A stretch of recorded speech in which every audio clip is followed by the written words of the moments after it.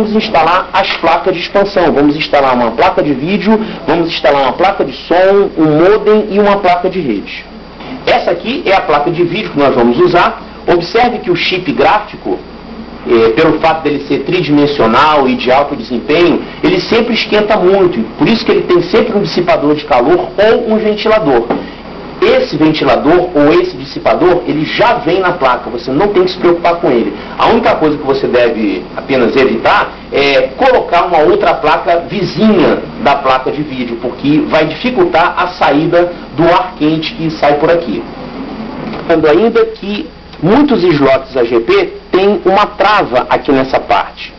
Então essa trava serve para impedir que a placa fique querendo soltar à medida que o gabinete faça movimento, se for um gabinete não muito rígido. Esse aqui até que é bastante rígido, não vai me dar problema não.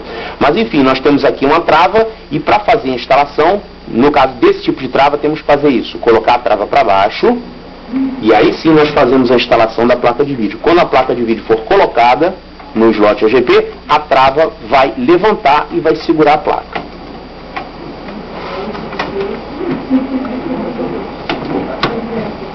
Então você pode ver que a trava agora levantou, a placa está firme. Se eu quiser tirar essa placa daqui, eu tenho que apertar essa trava para baixo para ela ajudar a ejetar a placa. E agora vamos utilizar um parafuso aqui.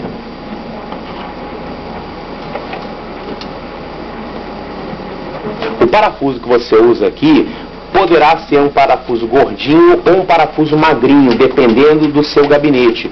Esse furo já vem com uma rosca. Antes de aparafusar as placas, é conveniente você testar qual é o tipo de parafuso que é usado ali.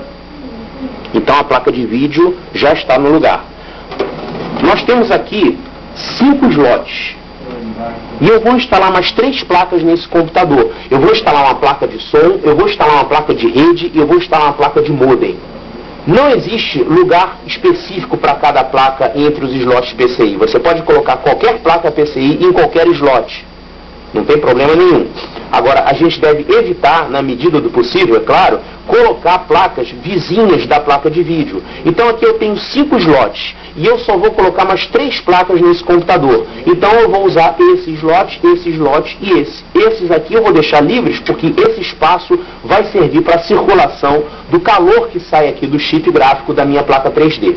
Então eu vou colocar aqui a minha placa de som, aqui eu vou colocar a minha placa de modem e aqui eu vou colocar a minha placa de rede.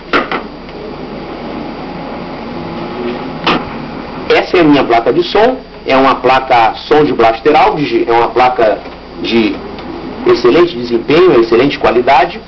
E nós vamos aqui fazer a ligação do cabo de áudio que vem do meu drive de DVD. Esse cabo é utilizado quando a gente estiver ouvindo CDs musicais.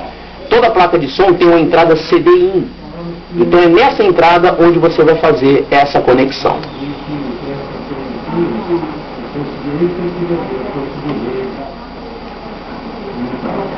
Vamos agora colocar a placa de som aqui nesse slot PCI.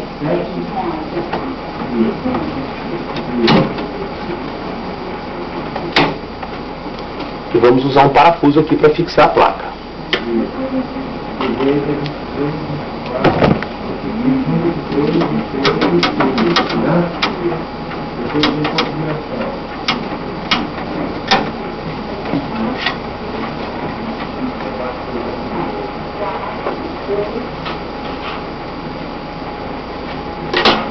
Essa aqui é a nossa placa de modem.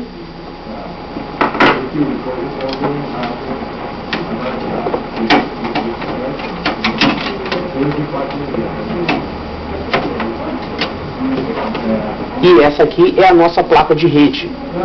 Todo computador que está numa empresa, ele precisa ter uma placa de rede, porque os computadores de empresa estão ligados em rede. Agora, mesmo no ambiente doméstico, é fundamental que você tenha também uma placa de rede, por causa da banda larga. Então vamos colocar aqui essa placa de rede.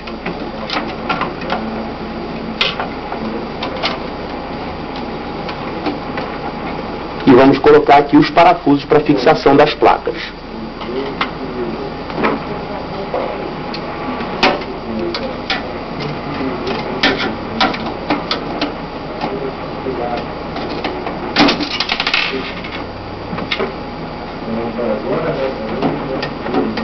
Então vamos agora a parafusar o modem e a parafusar a placa de rede.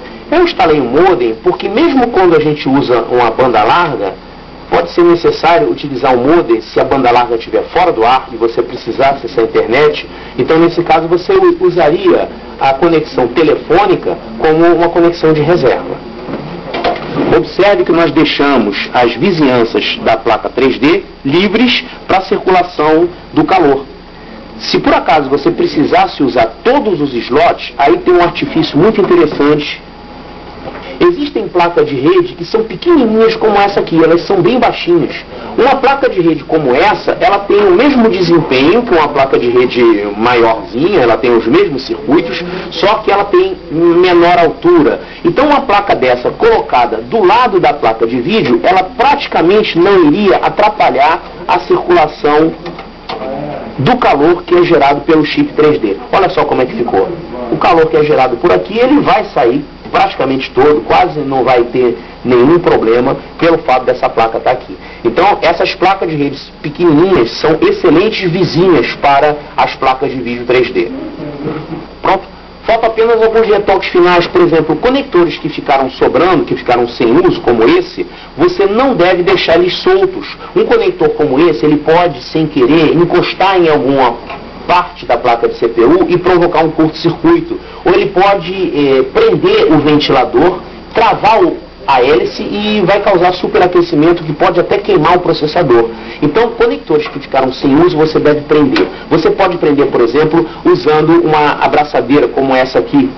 Então, você prende desse jeito, o conector fica firme aqui e aqui você corta o excesso.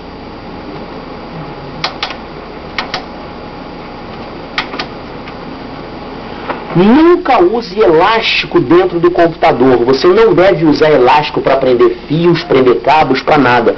Porque o elástico derrete depois de algum tempo e ele pode causar um acidente. Um elástico, se cair aqui no eixo do ventilador, do cooler do processador, por exemplo, ele vai travar essa hélice, o cooler vai superaquecer, o processador superaquece e ele pode queimar por causa disso. Então nunca use elástico dentro do computador. Não se usa. Quem coloca elástico dentro do computador está errado. Isso podia funcionar antigamente, que os computadores eram mais frios. Mas com as temperaturas que os computadores modernos usam, você não pode usar elástico. Agora a única coisa que falta é ligar o monitor na nossa placa de vídeo, o teclado e o mouse. E ligar o computador e ele vai funcionar. Vamos agora ligar o monitor na placa de vídeo. Vamos ligar o teclado e vamos ligar o mouse. Podemos agora ligar a alimentação e ligar o computador. Quando você liga o computador pela primeira vez, ele ainda não está pronto para funcionar. Você ainda tem que fazer o setup, você tem que formatar o disco rígido, você tem que instalar o sistema operacional, configurar o sistema operacional e finalmente o computador vai poder ser usado. Nesse momento, você já tem o computador funcionando, mas você pode ter erros de disco, por exemplo, pelo fato do disco não estar ainda totalmente instalado.